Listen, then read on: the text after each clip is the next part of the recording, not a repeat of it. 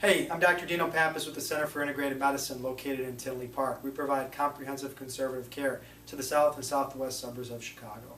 Today's video blog is about stress fractures. We have a chunk of patients in the practice that are endurance athletes. They're runners, they're bikers, they're swimmers, they're triathletes. This is the season where we start to see stress fractures creep on up. So we're going to give you a couple tips for locations of stress fractures, how to avoid them, and how to treat them.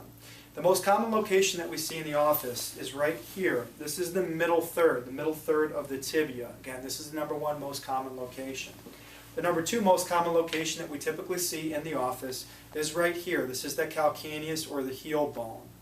The third most common location that we end up seeing is in the foot, is right here, the second and third metatarsals, and the fifth metatarsal as well. Again, second, third, and fifth metatarsals.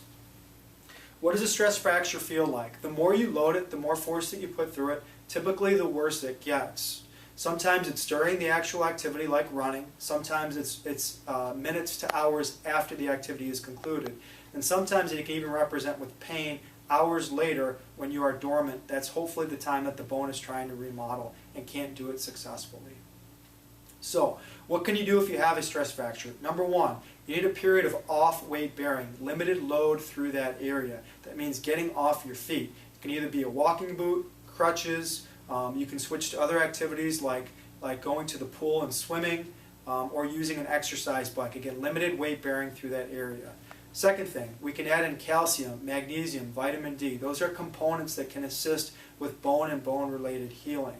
Third thing, we can look at the hormonal levels in your body, especially in our female athletes. If the hormones aren't right, it can lead to poor bone quality, which can lead to stress fractures and stress reactions. The last thing that we can do is look at your mechanics and look at your training plan.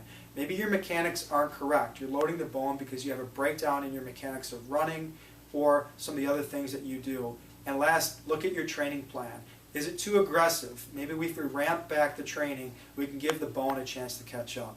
The Center for Integrated Medicine, we do treat stress fractures, and we believe in the philosophy of why put off feeling good.